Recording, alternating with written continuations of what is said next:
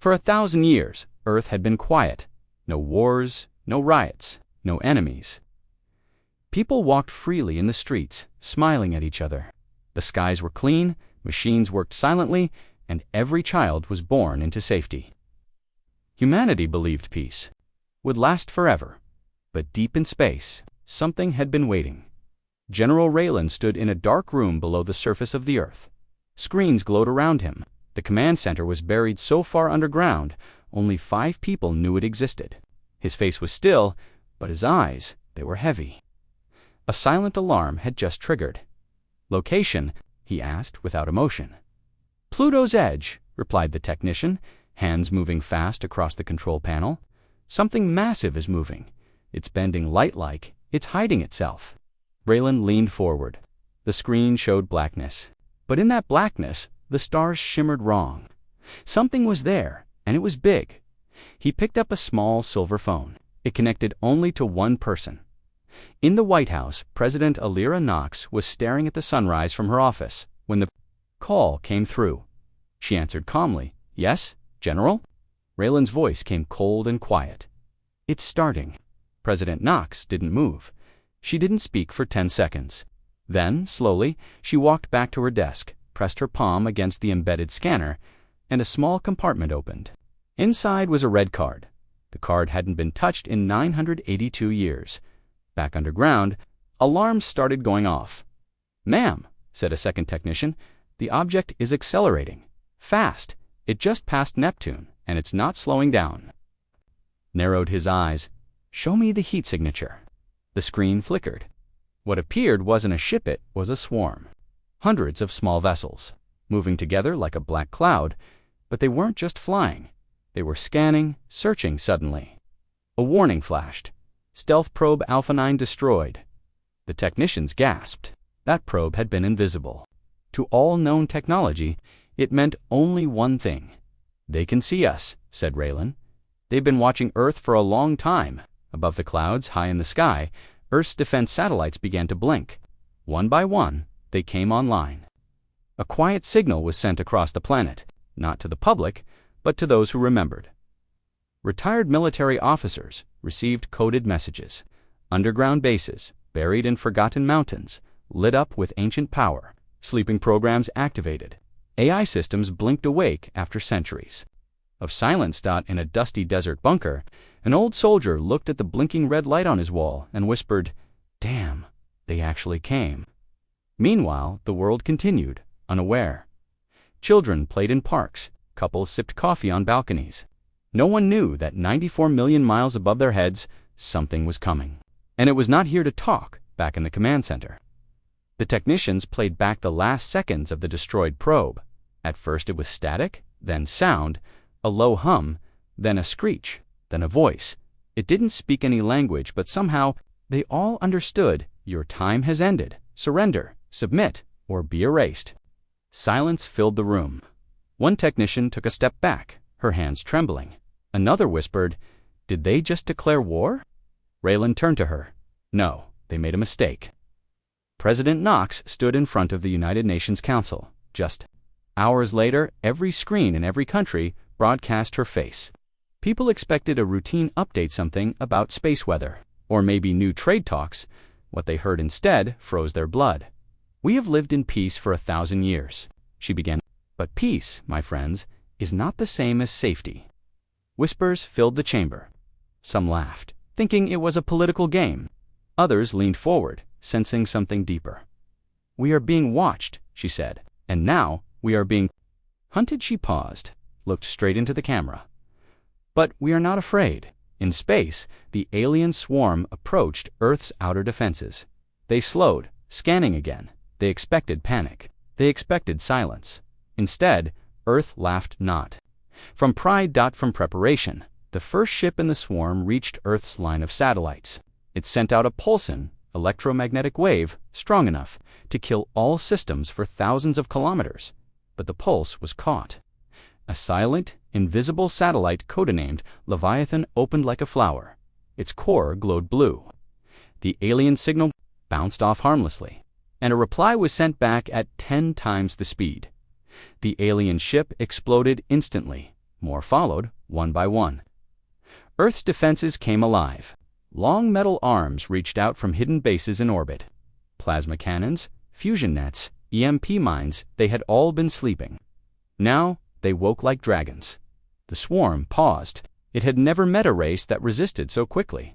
Never met a species that fought without hesitation. The aliens regrouped, preparing a second wave. Inside Earth's main war room, General Raylan smiled for the first time in 50 years. "They thought we forgot," he said quietly. "They thought we became weak." He looked around at his team. Each one had trained in secret for decades, waiting for this moment. Earth had no standing army, but it had something better. It had memory. Back in orbit, a second wave of alien ships approached. This time, they moved in a spiral, forming a pattern designed to confuse radar. But Earth didn't need radar. The ships were already tagged by Earth's shadow, tech-invisible tracking placed across space centuries ago, and then from the dark side of the moon, something rose. Not a satellite, not a ship, a weapon. It had no name, it had no flag, it had no flag. It was Earth's answer to war. As it moved, space itself seemed to bend. The stars behind it flickered, and then, without sound, it fired. The second wave didn't even make it halfway. On Earth, panic began to spread. Videos leaked. People saw explosions in the sky. Reports came in of strange lights over the ocean. Some prayed, some ran, but most stood still and listened. Because now, every screen on the planet showed one image, Earth's flag burning across space and rising again in light.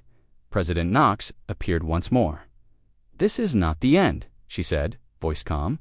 "This is the beginning." In the dark, the alien swarm reorganized. For the first time, they sent a message back not in words, but in fear. They did not know it yet, but the war they started would become their last. Darkness hung over the control room. General Raylan didn't blink. He stared at the floating hologram above the table. The alien swarm had split into 3 groups. One was still coming straight for Earth. The second moved toward Mars, but the third vanished. "They're hiding something," he said quietly. "They've cloaked themselves," the technician confirmed. "We lost all visuals. No heat, no signature, nothing." Raylan nodded. "Activate Deep Echo." The technician froze. "But sir, Deep Echo hasn't been tested in 400 years?" Raylan looked at him. "Neither has war." A second later, deep beneath the Pacific Ocean, a forgotten facility powered up. Thousands of miles of signal cables activated like a heartbeat. Deep Echo wasn't like radar. It listened, not for movement, but for silence. And silence now screamed, "Got them," the technician shouted. "They're near Jupiter's Shadoyasing. The moon's magnetic field to hide." Raylan leaned in. "Send the data to lunar base." Quietly, meanwhile, in the skies above Earth, the people were beginning to ask questions. Bright streaks in the night sky. News reporters speaking in soft, uncertain voices. The internet flooded with shaky videos. Some showed explosions. Some showed lights blinking in strange patterns. But one video spread faster than all. It was only 2 seconds long, filmed by a kid on a rooftop in South Africa. It showed the sky. Then a shape moving too fast to follow. A dark shadow, wingless, silent, and then gone. The title under the video said, "Something's Coming." Back in Washington, President Elira Knox stood before her council. "Not here to talk," she said. "They're here to test us." Her science advisor leaned forward. "And we passed the first one." "No," she said coldly. "We survived it. There's a difference."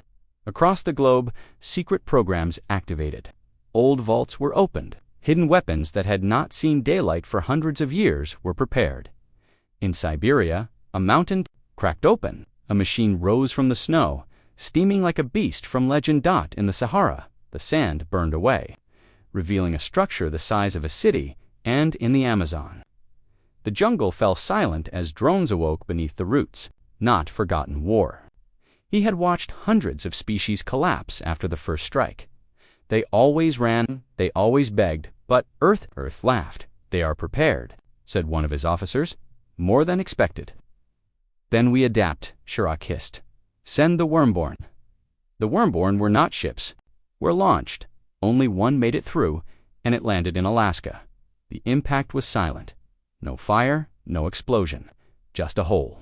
A perfect black circle, deep and smooth. Cold air poured out of it. The nearby town lost power. A hiker saw the hole before anyone else. He thought it was a crater. He walked closer. Then he heard something, clicking, scraping, like metal on bone. He never made it back. An alert reached Raylan's desk minutes later. Unregistered impact, no seismic activity. Temperature drop confirmed. No human presence within 5 miles. Raylan stared at the coordinates. Seal the region. No press. No civilians. No rescue, sir. Seal it, he repeated. Now, 10 minutes later, Earth's elite defense team arrived in black transports. No names, no patches, just armor. Inside the hole, it was dark but alive. The Wormborn had opened a chamber beneath the ice. Metal vines spread like roots. The team moved silently, scanning everything until they found the body of the hiker. It wasn't whole. It was melted, whatever this is, said the squad leader. It's not just here to fight, it's here to feed. Raylan's eyes narrowed when he received the report. They're testing our ground, he said, not just our space. President Knox nodded. They want to see if we'll break from the inside. But they've made another mistake, Raylan added. Earth's ground isn't soft. In the orbit above, Earth's AI satellite codenamed Raven had been watching. Its programming was simple. Monitor threats, measure patterns, and calculate fear. It had never found a pattern like this. The alien swarm wasn't just approaching, it was circling Earth's orbit, drawing closer, faster, like tightening a noose. They're trying to trap us, Raylan said. They're making a cage. Why? Asked the defense secretary. To stop us from escaping. Raylan stepped forward. They think we'll run. He turned to the hologram table. They still don't. Understand. Across Earth, the final phase began. Air bases that didn't exist on any map lit up. Submarines that had been lost. Decades ago rose silently from the ocean depths. Satellites that had once been weather tools revealed their true purpose. Weapons powered by Earth's second sun. At the United Nations, people gathered to protest. Some said peace must be preserved. Others screamed for war. Silent at first, then she spoke 3 words. It has begun. In orbit, the alien ships moved closer. The sky began to shimmer. The swarm's core ship, shaped like a dagger, hovered directly above Earth's magnetic center. A voice rang out across all frequencies. Earth's satellites could not block it. It spoke in vibration 1 that passed through metal, air, and bone. You were given peace. You wasted it. Now we take this world. And then, silence. But the silence didn't last. General Raylan gave the command. From the Mariana Trench, a weapon rose. Shaped like a blade, powered by the Earth's own core, it fired one straight. Into the heart of the swarm, the light was blinding. The sound came 7 seconds later, a low, thunderous growl that made windows rattle across the planet. 1/3 of the alien swarm vanished, and Earth still had not shown its full strength. Back in Alaska, the Wormborn chamber suddenly pulsed. Something had awakened, something deeper. A low growl echoed through the hole. The ice cracked. A shape began to rise. The defense team stepped back. "What is that?" one of them whispered. It wasn't the alien. It was something else. Something human. A man stepped out. His body was made of armor, but his eyes were human. He had been asleep inside the Earth, waiting. The leader raised his weapon. "Identify yourself." The man looked at him. "Project Seraph, Unit 0. The team froze. Seraph was a myth, a weapon built to merge machine and man. It was never meant to be used until now. The sky was too quiet above Earth. The stars looked the same, but something had changed. People could feel it. A weight in the air, a silence that pressed on their minds. Radios flickered, cell signals dropped, and in the deepest corners of space, Earth's sensors stopped working. "They've jammed our outer systems," said General Raylan, his voice low and steady. "We're blind." In the underground war room, technicians worked in total silence. The swarm had stopped moving. All of it. Hundreds of alien ships frozen in orbit. No signals, no movement, no explanation. President Elira Knox entered the room with her advisors. "Why are they just sitting there?" she asked. "We don't know," said Raylan, "but it feels wrong, like they're watching us again, waiting." Just then, a new alert flashed across the central screen. 17 Earth colonies silent, one by one. The names appeared. Luna City on the Moon, Mars Station 12, Europa Mining Base. All offline, no distress calls, no explosion reports, just gone. They took out all outer human posts in a single night, whispered a technician without a single sound. How? Someone asked. We didn't see them move. Raylan stepped forward. Because they didn't attack like a fleet. He pointed to a new display resolution, recovered from a hidden probe near Mars. It didn't show ships. It showed shadows. Hundreds of small figures, too fast to track, like smoke wrapped in metal. They weren't flying like ships. They were crawling, climbing, like living creatures made of machines. They're inside our systems, said Raylan. Inside our tech. What does that mean? Asked the science advisor. It means, he said grimly, we've been infiltrated. Meanwhile, far from Earth, inside the ruins of the Mars colony, a single distress signal flickered to life. Just a few seconds of audio. A female voice, panicked and breathless. They aren't ships, they're alive. Then silence. Back on Earth, President Knox turned toward the defense panel. How many of our systems can be compromised? The AI system, Raven answered with a cold mechanical voice. 65% of satellites have exposed coding. 42% of smart weapons are connected to universal net. Estimated corruption. High. Shut it all down, she said. But that would disable our own tech, one general protested. I said shut it down, she repeated. We fight analog now. Raylan gave the command. Across Earth, hundreds of digital systems were disconnected. Manually, missiles, satellites, drones, everything went dark and Earth fell into shadow. But in that darkness, something else woke up in Alaska. Beneath the ice, the mysterious figure of Unit 0 stood silent. The elite defense team surrounded him, weapons ready. Sir, said the squad leader, we need you to explain who you are and how you got here. Seraph turned slowly, his voice calm and smooth. I didn't get here. I was built here. Long. Ego? For what purpose? Seraph looked up at the night sky through the hole. To end wars before they begin. Suddenly, the ground shook. A pulse of energy blasted out from the deep chamber. The wormborn were awakening again. Black vines of machine metal twisted out of the crater, reaching for the sky. They're growing faster than before, shouted a soldier. Raylan watched the live feed from the command room. It's not just an attack, it's a signal. He turned to a technician, traced the energy source underground. Now, the tech's face went pale. Sir, the growth is organic. They're building something, a structure, maybe, a gate. Seraph stepped forward. They are trying to call something here. Call what? The leader asked. Seraph looked directly into the camera. The hive. Elsewhere in space, near Saturn, one of Earth's stealth drones picked up a strange signal. Not language, not music. A rhythm, like a heartbeat. A mechanical drum, slow and steady, echoing through the void. And from beyond that rhythm, a shadow moved, bigger than any ship ever recorded, longer than the moon itself. Raylan stared at the blurred image. That's not a ship. No, said Seraph from Alaska. That's their queen. On Earth, the media was already cracking. News reports were leaking. Civilian footage showed metal creatures crawling up from the oceans, planes failing midair. A hospital in Dubai caught on fire, but by humans, but by a swarm of tiny flying bots. Panic spread. People demanded answers. And in the middle of all this chaos, Earth gave them a face. President Knox appeared live. Her voice was steady, her eyes cold. We are under attack, not just from above, but from within. She paused, then added something no president had said in 1,000 years. Earth is at war. The world changed in that moment. The streets emptied, the skies darkened, and in orbit. The alien swarm moved again. This time, not silently. This time, screaming, a pulse wave tore through Earth's upper atmosphere. Hundreds of defense satellites exploded instantly. The sky lit up with fire. They're launching ground pods, shouted a technician. They're sending units to Earth's surface.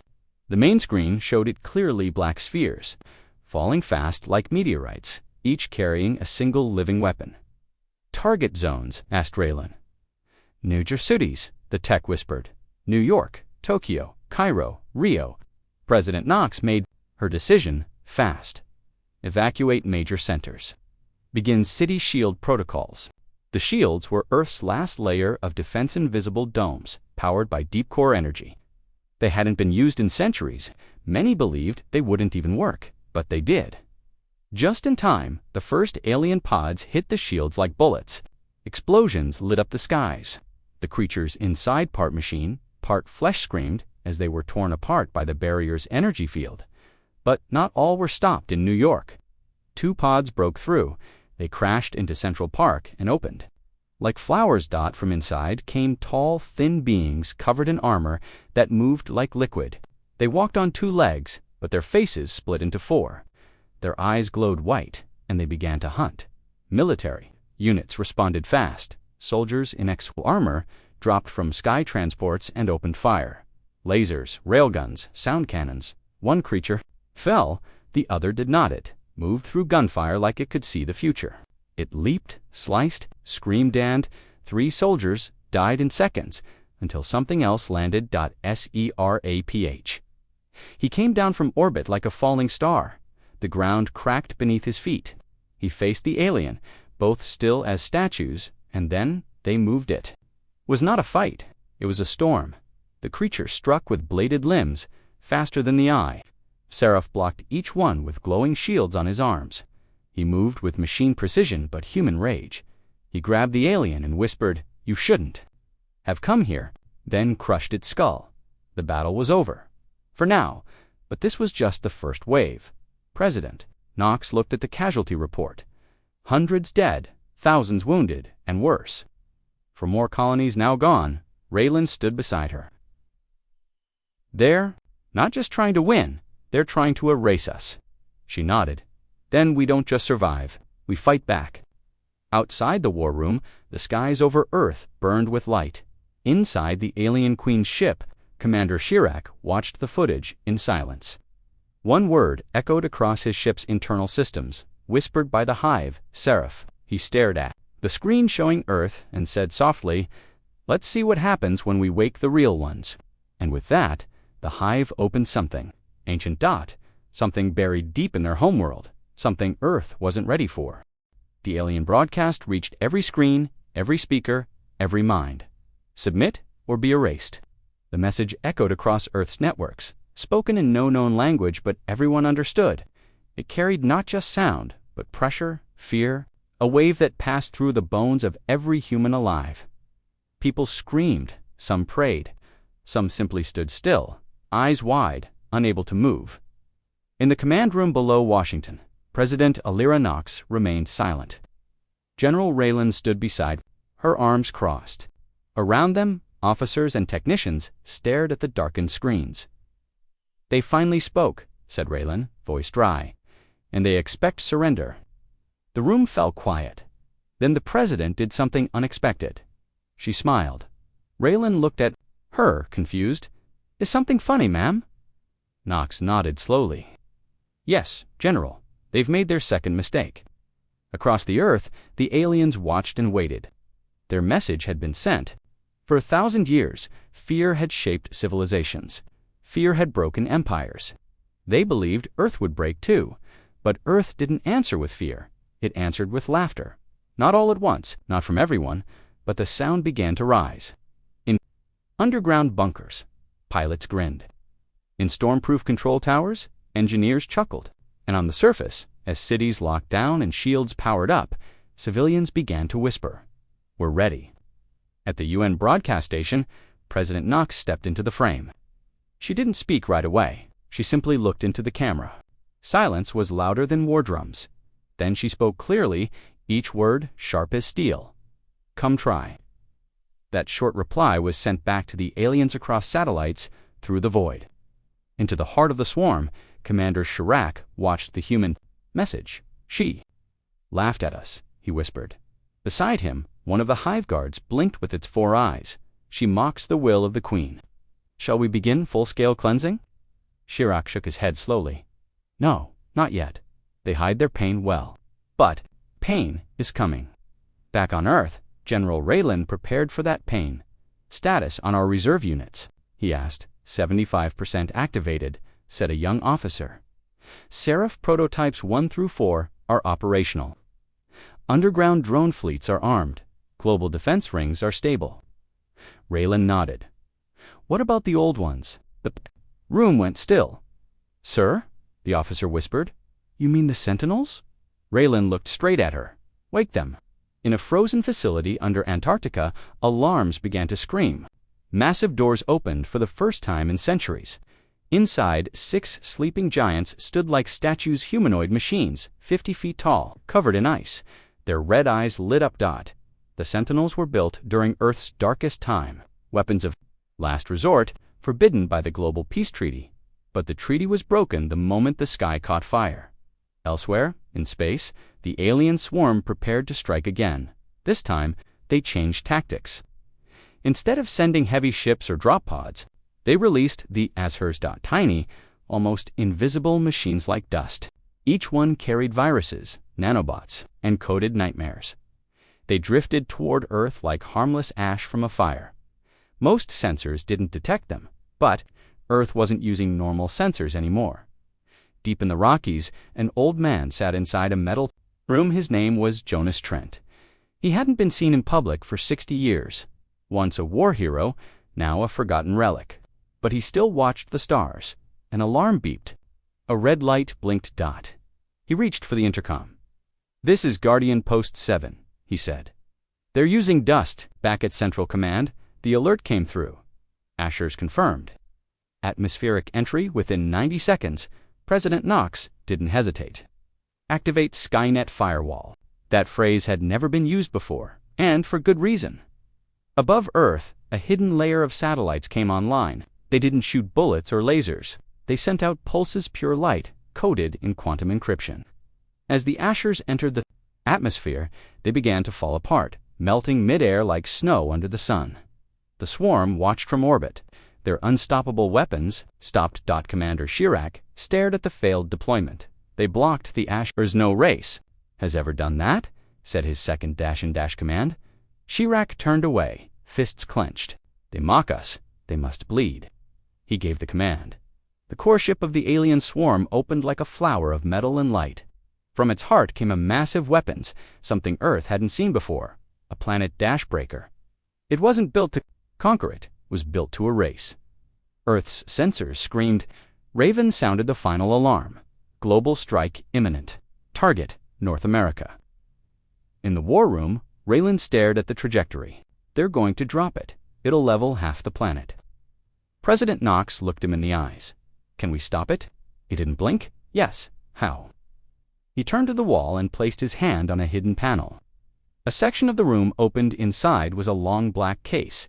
He opened it. Inside was a helmet. Not for flying, not for controlling, for merging. Raylan picked it up.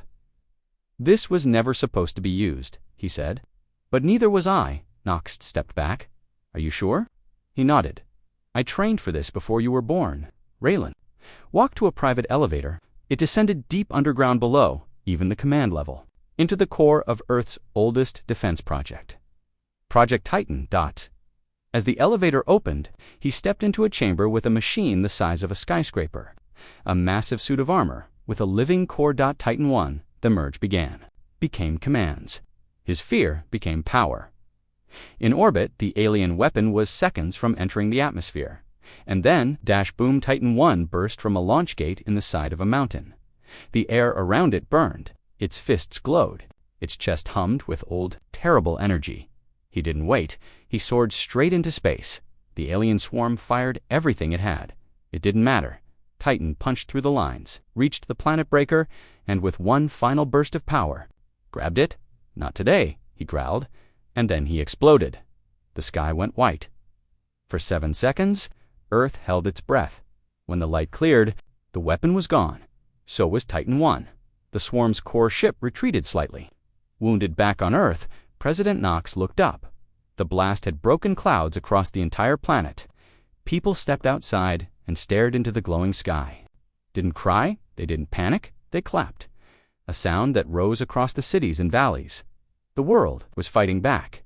Commander Chirac watched the data and whispered, "Earth laughs while bleeding." They are not prey. They are the storm. And, far away, in the deepest part of space, the real enemy opened its eyes. For 3 days, Earth was quiet. After the explosion in the sky, after Titan 1 gave everything to stop the planet breaker, nothing moved. Not the swarm, not the sky, not even Earth's own ships. It felt like the whole universe was holding its breath. But deep inside Earth, something was stirring in a cold underground chamber in Siberia. 6 men stood around a steel table. The room was silent, except for the humming of machines built before most people alive were even born. On the table was a body not dead, not alive. It was metal and flesh, merged perfectly. "No human could survive this," whispered one of the men. "He's not human anymore," replied the lead scientist. "He's a Forgeborn." In the control center above, alarms began to blink again. Raylan's sacrifice had delayed the aliens, but the war was far from over. General Freya, Earth's second-in-command, stepped into the war room. Her eyes were cold, her hair tied tight, her heart still burned from the loss of Raylan, her mentor, her friend. "Status update," she said. "Swarm movement detected," replied a technician. "Smaller ships breaking off from the core fleet, heading toward Earth's poles. We think they're looking for weakness." Freya clenched her fist. "Then they'll find something else." She turned to the intercom. "Activate protocol, black ice." Across the Arctic and Antarctic, hidden towers emerged from beneath layers of snow and rock. These weren't weapons. They were awakening stations connected to Earth's most dangerous soldiers, the Steel Corps. Not armor, but complete transformation. Their hearts were metal, their veins pumped liquid steel. Their thoughts were pure logican, lest the war called for rage. In one chamber, a Steelborn opened his eyes. He had no name, only a number, V-12. He stood up slowly, bones creaking like old metal, then spoke his first words in 500 years. "Time to hunt." Back in orbit, the aliens tried again. This time they didn't fire weapons. They dropped harvesters, dot creatures, that looked like machines but grew like plants. They landed in deserts, forests, abandoned ruins and began to dig. Searching for something under Earth's surface. Searching for history. Secrets. They were not just here to destroy Earth's present. They wanted to erase Earth's past in the Nevada wastelands. A harvester broke into an ancient Volta-sealed room left over from the last war. Inside, it found blueprints. Old, dangerous, human. And then it found something alive. The harvester tried to escape, but it was too late. A black shadow moved faster than thought. In seconds, the alien machine was torn apart, screaming in code. The shadow stood over it, breathing slowly. It was a man barely. He wore no armor. His skin was pale, but not weak. It was metal, smooth like skin, soft like flesh, and stronger than both. He looked toward the sky and whispered, "You shouldn't have dug this deep." Earth's past was full of monsters, and some of them were still loyal. Back in the war room, Freya watched new reports flood in. Videos from remote regions showed humans with impossible speed, glowing veins, eyes like fire. "Who activated the Ghost program?" she asked. "No one, ma'am," a tech replied. "They woke up on their own." Freya nodded. "Then Earth's memory is deeper than we thought." Meanwhile, Seraph stood in the ruins of New York, staring up at the sky. Around him, soldiers gathered bodies both human and alien. Fires still burned, streets cracked, but Earth still stood. "Why did they stop again?" one soldier asked. "They're watching us," Seraph replied, measuring. "In what? Will they see?" Seraph turned slowly. "They'll see steel beneath the skin." From orbit, the swarm's commanders gathered around a strange image. A data feed stolen from Earth during the last harvester scan. It showed something terrifying. Not weapons, not ships, people. Human bodies fused with metal, smiling as they walked through flames. Men with mechanical jaws, women with carbon fiber bones. "They have turned their species into war," Chirac said. "They are not evolving, they are preparing." One of the alien priests spoke then, its voice sharp with fear. "Forged, myths, nightmares, they were not supposed to exist, but they do," Chirac replied. Not all of them had names. Some were silent shadows, some were loud and laughing, but all were waiting until Freya gave the command, and she gave it that night, across the planet. All screens went dark. The Earth's people looked up from their homes, their bunkers, their hiding places. Then came one sentence. Let them see what Earth truly is. The lights returned, and the Forged stepped into the open. A man made of fire walked through a battlefield, bullets bouncing off his skin. A woman with wings of steel flew over Tokyo, slicing alien drones from the sky. A child, no older than 10, held up his hand and melted a harvester into Ashdod. The world didn't scream, it cheered, in every corner of the earth. Humans stood taller. They saw the Forged not as monsters, but as protectors, as proof that Earth had planned for this day for 1,000 years. Peace was the mask, but war was the face. Commander Chirac stood silent aboard his flagship. He watched Earth burn, and still. Earth smiled. They should be broken, he muttered. But Earth only laughed. He turned to his generals. Release the hive blood. The order sent a cold chill through the ship. The hive blood were not soldiers. They were not machines. They were living rage, created from the stolen DNA of dying worlds. Creatures made from war, pain, and extinction. Chirac whispered, "Let's see how Earth bleeds when faced with our true children." Back on Earth, Seraph stood in a field near an old grave. A small stone marked the place where a family had once lived. He knelt before it, touched the ground, and spoke softly. "They're coming again." Freya's voice reached him through the cumweave, intercepted a new signal. Bigger, heavier, blood-based life forms. Where? Saruf asked. "Everywhere," she said. "They're dropping in all regions." He stood up. No more hiding. No more waiting. Now, Earth would face its deadliest test, but the ground beneath was solid, because beneath every street, behind every quiet smile, inside every ordinary human, there was steel beneath the skin. No wind, just a suffocating presence in the air. Children pointed upward. Parents pulled them. Indoors animals ran dot, and then they came, the hive blood. They didn't fall like pods or ships. They leaked from the cloud-slow heavy creatures shaped like bone and muscle, wrapped in black armor that pulsed like a heartbeat. Some crawled, some slithered, some walked on two legs like humans, but nothing about them was human. They had no eyes, no mouths, just smooth faces that glistened with blood. Their arrival was quiet, but their destruction was instant. In northern India, a hive blood landed in a rice field. The crops wilted around it. A farmer ran toward it, thinking it was injured. It tore him in half without moving. In Rio de Janeiro, one dropped onto a rooftop. Soldiers opened fire bullets, lasers, plasma. None worked. The creature absorbed them and grew larger. Back in Earth's command bunker, General Freya stared at the satellite feed. Thousands of red dots appeared on the global map. More every second. "Status on counterattack," she asked. "Mobile units are engaging," said the officer. "Seraph is active. Steel cores deployed," but Freya turned. "But what? They're not killing them fast enough." A second screen showed a fight in Cairo. Two Forged warriors launched missiles into a hive blood beast. The blast threw the creature back, but it stood up again, pieces of its body crawling back into place. It regenerated. "They adapt," whispered the tech. "No," said Seraph through the comms. "They evolve." He was on the ground and knew. York again. Buildings burned behind him. Buddies littered the streets. One hive blood was dead at his feet, split in half by his plasma blade. But two more were already crawling from the shadows. He activated his armor's pulse, shield, and spoke. Calmly, into the mic. "They're feeding off our energy." "What do we do?" asked Freya. Seraph looked down at his shaking hands. "I don't know." For the first time in the war, Earth was losing. Back in orbit, Commander Chirac stood before a massive viewing screen. The Hive Queen pulsed behind. Him, her, tendrils wrapped around the command throne. She didn't speak. She didn't have to.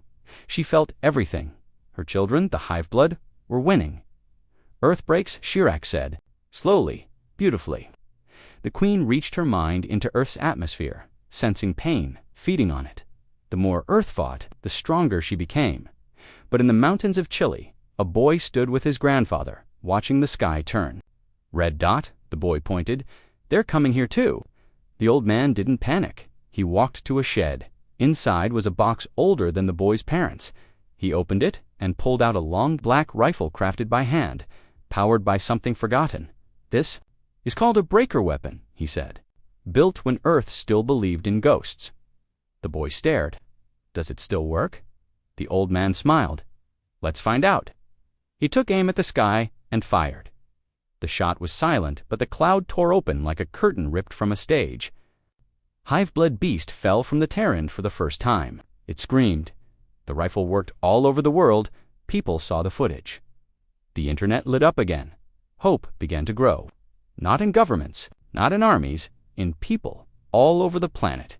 Hidden weapons were pulled from walls. Ancient gear, once banned by peace treaties, was taken up by farmers, hackers, teachers, children, and the resistance began. They called it the Red Rebellion. Meanwhile, in Alaska, the Forged counseled those who once ruled the shadows met again. Their bodies were half machine, half memory. The hive blood are a curse, said one. A reflection of our past sins, said another. But Seraph stood before them and said, they are not our punishment. They are our enemy. One of the Forged leaned forward. Then what do you propose? Seraph answered. We burn their queen. It was suicide, madness, impossible, but it was also Earth's only chance. Far beneath the Pacific Ocean, a forgotten vault opened. Inside was something ancient, not a weapon, not a soldier, a ship, COD, Sunhammer, powered by a star fragment. Built with forbidden gravity engines, the Sunhammer had only one mission: pierce through any swarm, reach any enemy, and deliver. The final light, President Knox, stood in front of it, her hand resting on its cold surface. This was supposed to be our last breath, she said. Freya stood beside her. It still can be. Seraph entered the bay. I'll fly it. Knox turned. You'll die. He nodded. Only if I fail. Back on the surface, the hive blood raged harder than ever. Cities collapsed. Oceans boiled. Entire forests vanished into red mist. But humans kept fighting. In South Africa, tribes used sky knives, weapons passed down for generations. In Norway, fishermen turned old whaling ships into sea cannons in Detroit. Hackers rewired city grids to trap hive blood in electrical nets, and for the first time, the Queen hesitated. Chirac sensed it. What is wrong? He asked the Queen's pulse. The answer was sharp. Earth remembers pain, and pain makes them strong. The Queen began to pull her hive blood back. She wanted to protect herself, but it was too late. The Sunhammer launched, Seraph inside, his hands locked to the controls, his mind linked to the ship's soul. It moved faster than anything ever built by man. He broke through the swarm. He saw the Queen. She saw him. Her body shifted massive. Dark, endless. She opened her chest, revealing a void full of stars. You dare. Her voice echoed in his mind. He smiled. I remember. And he fired. The Sunhammer's core unleashed a single beam of golden light. Not fire, not plasma-memory. The light burned through time itself. Every death, every scream, every sacrifice humanity ever made. It all hit the Queen at once. She shattered, not in pieces, in shame. Back on Earth, the sky turned blue. Hiveblood screamed and turned to dust.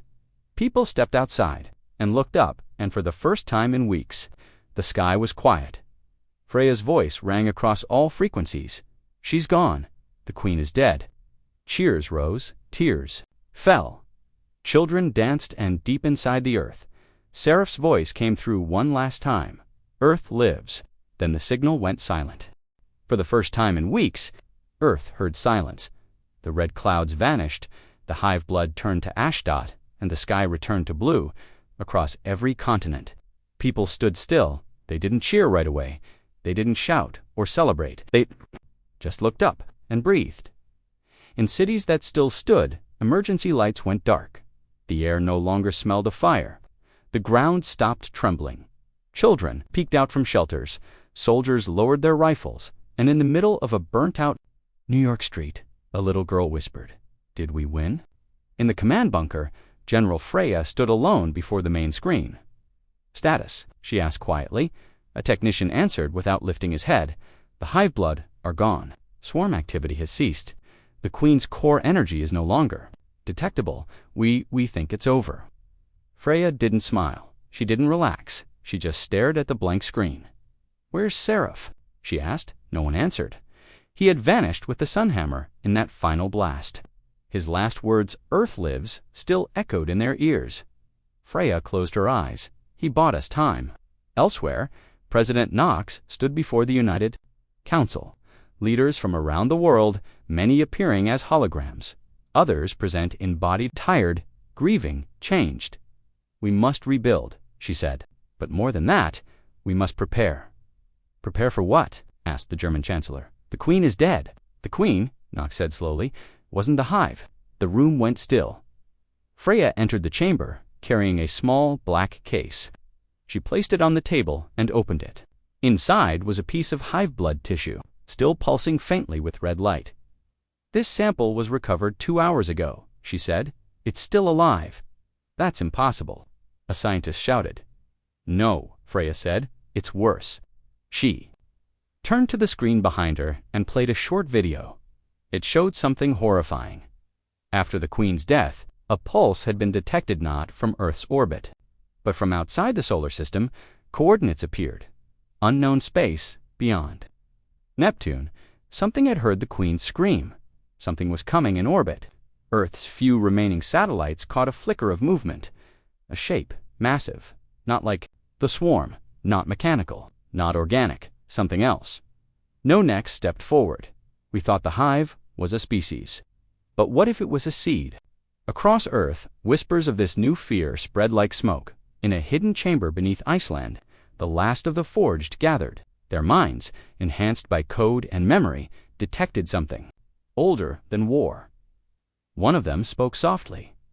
"The hive is not a race. It's a plague," a voice passed from star to star. "It doesn't conquer planets. It turns them into speakers." Back in Chile, the old man who fired the breaker rifle sat with his grandson. The rifle lay across his lap. "Is it over?" the boy asked. The man looked toward the sky. "No, that was just the fire. The smoke's still coming." In the Sahara Desert, a metal hand burst through the sand. One of the hive blood was still alive. Its chest cracked open not to attack, but to release eggs, thousands of them. But before they could hatch, a dark shadow stepped forward, V-12, steel cores. He raised his pulse hammer and whispered, "No more." He crushed every egg, one by one. But this was only one field. Others might still exist. President Knox ordered a full sweep of the planet's satellites, drones, deep ground scans. Every continent, every ocean trench. "No shadows left," she said. "Not one." Back in orbit, an ancient satellite-long thought, Dead sent one final ping. A message, just 3 words. "It's not over." The signal came from a region once used by Earth's early explorers. Cold, empty, a place no one had visited in 1,000 years. The Kuiper Zone. Freya studied the coordinates. "We have no ships left that can reach that far." "Yes, we do," said a voice behind her. She turned. It was Jonas, Trent, the old man from Guardian. Post 7, a legend from a forgotten time. "I built one," he said, "years ago. They told me I was crazy," he smiled. "Turns out I was just early. In a dry canyon outside Nevada, they uncovered it. A starship called Quiet Blade, slim, black, silent, designed for one thing, to reach the edge of known space and disappear. It has 1 seat, Jonas said. That's all it needs." President Knox looked at him. "You're going?" "No," he said. "I'm too old, but I know who will." He turned to Freya. Her eyes narrowed. "Me? You've led Earth," Jonas said. "Now find what's watching us." Freya didn't answer. She just nodded. The ship was activated the next morning. No ceremony, no fanfare, just a quiet launch beneath the rising sun. Inside the Quiet Blade, Freya sat alone. Before her, the stars stretched forever. Earth grew smaller behind her, but her mission was not to return. It was to warn and to find the next war. Before it found Earth back on the ground, the world began to breathe again. Cities were rebuilt. New schools were opened. Children played again in streets once cracked by fire. But everywhere, people remembered. Memorial walls stretched for miles. On them, the names of the fallen. And above all, names carved in gold. Seraph, he who lit the sky. Freya had never seen space like this, not from a window, not from orbit, not from behind the safety of Earth's satellites. This was different. This was beyond. The quiet blade cut silently through the blackness of the Kuiper zone. No lights, no sound, just a hum beneath her feet, and a cold, steady pulse from the ship's core. Her mission was simple: find the source of the post-queen signal. But nothing felt simple out here. There were no stars in this part of space, only shadows. Long, slow-moving shadows that didn't belong to anything she could name. On the third day, her systems picked up a whisper. At first, she thought it was static, but it repeated, a voice broken. Low it said, she was only the beginning. Freya stared at the screen. The signal wasn't from a ship. It was from a structure, one that had no engines, no orbit, no visible power. And yet, it moved. She powered up the blade's deep scan and zoomed in. Her heart slowed before her. Rising from a black asteroid field was a shape enchant, vast, motionless. Not a station, not a vessel, a cathedral made of stone, metal, and bone, half buried in frozen dust. It looked dead, but the signal kept coming. She approached carefully inside her helmet. A timer beeped oxygen at 74%, enough for a few hours. She suited up and prepared for a manual entry. "This is Commander Freya," she said into a recorder. "Approaching unknown structure. Coordinates locked, no hostile activity yet. This place feels wrong." She left the ship. Silence wrapped around her like a second skin. Every step on the surface echoed inside her helmet. The stone beneath her feet wasn't natural. It was carved with symbols older than Earth itself. Then she saw them, Bodhis, frozen. In time, not human, not hive blood either. Something in between, dozens of them, wrapped around the cathedral's entrance, like they had tried to escape and failed. Freya placed her hand on the door.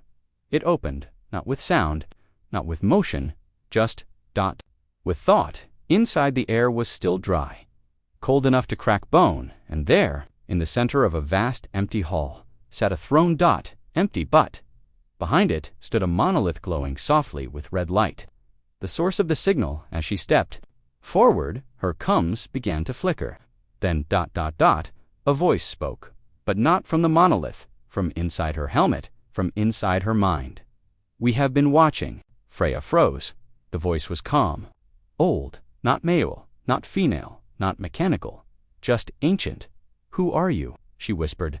The first fire, the last breath, the silence between stars. Her hands trembled. "What do you want?" The answer? It was not words, it was memory. Images flooded her mind planets, burning suns screaming, species falling into dust, civilizations turned into living weapons, empires built from bone. The Hive Queen was not a queen. She had been a messenger, a tool. Freya gasped, falling to her knees. The Hive was a machine, a seed planted by something older, far beyond the galaxy. Something that didn't destroy life for power, but for silence. "Why?" she shouted, and the voice answered, "Because life is noise, and we are the quiet." Monolith pulsed once, and for a moment she saw them. The true architects, no shape, no form, just presence. Minds so vast, they wrapped around stars. Their goal wasn't conquest, it was order, to make the universe quiet. Again, by removing every scream, every laugh, every child's cry, every voice. Forever, Freya stood. Her fear turned into fire. "If you want silence," she said, "you came to the wrong planet." The monolith pulsed again. The floor cracked. The cathedral shook. Something woke up deep beneath her feet. A heartbeat began. A creature, trapped for centuries. A guard, the first warden of silence. Cracked open, tentacles of dark metal reached out. Eyes the size of cars opened on the ceiling. The warden rose, a thing made of every world it had eaten. It saw her and screamed, not in sound but in memory. Her mind twisted, her heart slowed, but she kept moving back to the surface, back to her ship. The quiet blade's ramp opened as she leaped inside. The warden reached for her. She hit the thrusters. A blast of light tore across the asteroid. The blade escaped barely. She didn't speak for hours, didn't move, only stared, until Earth called. "Commander Freya," said the voice. "What did you find?" Her voice cracked. "A church made of death." "What does it mean?" She looked out the window again. The cathedral now just a speck in the distance. "It means," she whispered, "the Hive was only chapter 1. Back On Earth, President Knox listened to the recording. The room fell into silence. Freya's message ended with 6 words. They are not done with us. Earth was no longer celebrating. The Queen was dead. The Hiveblood were dust. The skies were clear. But the truth had changed everything. Freya's transmission played in every war room, every council chamber, every base. The Hive was only chapter 1. Behind them is something Rolda, something that wants silence across the stars. Not for power, but for peace. A dead kind of peace. The images from the cathedral ship flashed on screens, frozen creatures, ancient symbols, and the final words carved above the throne. When all voices fade, the universe will be perfect. The architects weren't coming to talk, they were coming to erase. At a secret summit beneath Washington, Earth's top leaders gathered once again. President Alira Knox stood before them, the weight of billions in her voice. This is no longer about survival, she said. It's about existence. If we wait, they will come. And we won't be ready. General Freya's face appeared via satellite from her orbiting recovery unit, pale, bruised, but standing. They're already watching, she said. That cathedral wasn't alone. It was one of many. How many? Asked the UN Secretary General. Freya's reply was cold. Thousands. A heavy silence followed. Then Jonas Trentha, old guardian, stood up, his voice cracked with age, but not fear. I've watched the stars my whole life. You know what I've never seen? He looked around the room, a place to run. No one argued. It was time to leave. Earth, not to flee, but to strike first. The plan was called Operation SKYFIR. It would take everything Earth had left, every scientist, every forged, every surviving starship. The mission was bold. Find the architects, hit them where they sleep, make the stars burn. In Antarctica, the Titan forge was reactivated. Massive engines were pulled from the ice. Power core, once banned by ancient treaties, were brought online. A fleet unlike any ever imagined began construction. Among them, a new flagship, not the Sunhammer, not the Quiet Blade. This one was called the Voice. It would carry Earth's reply. A reply to silence, a scream, back in orbit. Freya trained alone, her body scarred from her time in the cathedral, her mind sharper than ever. Each night she dreamed of the architects, not their faces because they had none, only hunger. She spoke to Knox via encrypted line. When we go, Freya said, we don't come back. Knox nodded slowly. We build graves or victories, nothing in between. Elsewhere, Seraph's name still echoed in stories. His sacrifice had lit the sky. Now it fueled the forge. A new warrior rose to carry his legacy. Ava Trench, granddaughter, a pilot with fire in her heart and steel in her veins. I won't watch Earth burn like my father did, she said. I'll take the war to the stars. On launch day, billions watched. 10 ships stood ready, dark, angular, pulsing with red and blue light, each named after something. Earth had lost the ember, the cry, the storm, the child, the promise, the stone, the flame, the ghost, the oath, and at the front, the voice. Freya stepped aboard. The halls were empty, but alive. Lights flickered gently. AI systems whispered status updates. The ship felt like a heartbeat, a living reply to the architect's silence. Before liftoff, President Knox spoke to the world. Her face calm, her words sharp. We were given peace for 1,000 years. We wasted it, but now we remember what we are. Not just survivors. We are Earth, we are noise, and we will not fade quietly. The voice launched its engines, roared like thunder across the void. The fleet followed, not into deep space, but into hostile silence, into the places between stars, where the architects slept. On board, Freya gathered her crew. Ava.V-12, the last. Steelborn.Karoa, forged with a mind like lightning. Juno, a blind navigator who saw through gravity instead of light, and other strangers from different nations, backgrounds, beliefs, but all carried the same truth. We are the last voice, ours. Into the mission, they entered Sector Zeta, region that didn't exist on any map, where physics trembled, where time blinked, where nothing should be but something was, a floating city of silence. The second cathedral, this one was larger, and awake. As they approached, the lights on the surface began to shimmer. Messages, not in words, but patterns, repeating. Freya watched Juno translate it. "It's not a warning," she whispered. "It's an invitation." The voice slowed, too late. The cathedral turned.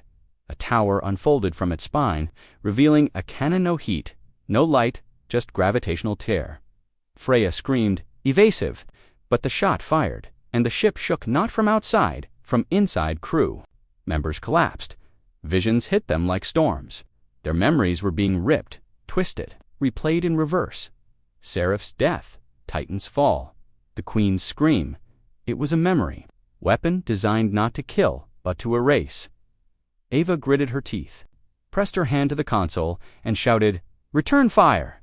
The voice obeyed. A single blast coded in Earth's oldest frequency, human brainwave, resonance, a scream from a baby, a laugh from a woman, the cry of a soldier. It hit the cathedral like a storm. The silence cracked, and the architect, inside, woke. A shape without form, a thought that bled. It reached toward them. But Freya stepped forward. She opened the command channel and shouted, with all her strength, "We are Earth, we are the voice, and you will listen." The ship fired again. The sound of life, of mess, of defiance. The cathedral broke apart, not exploded, collapsed like a song ending too soon.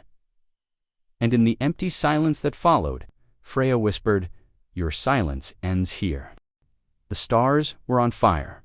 From deep space, Earth's fleet had launched a scream so loud, it shattered silence itself. The second cathedral, the living city of the architects, was gone, broken by the voice. Earth's flagship, but the victory was short. As the dust faded, Freya saw it in the dark beyond the broken city. Something moved, not ships, not monsters, not machines. A shape, endless, formless. It wrapped around stars, like smoke. The final architect, not a god, not a king. A thought so old it had forgotten its own beginning. And now it had noticed Earth. On the bridge of the voice, everyone stood in silence. Even Ava, fearless until now, could only whisper, "What is that?" Freya's voice was calm. The core mind, the one that sent the hive, the one that sleeps in the space between time. The shape grew closer, not fast, but unstoppable. It didn't move through space, it bent space around it.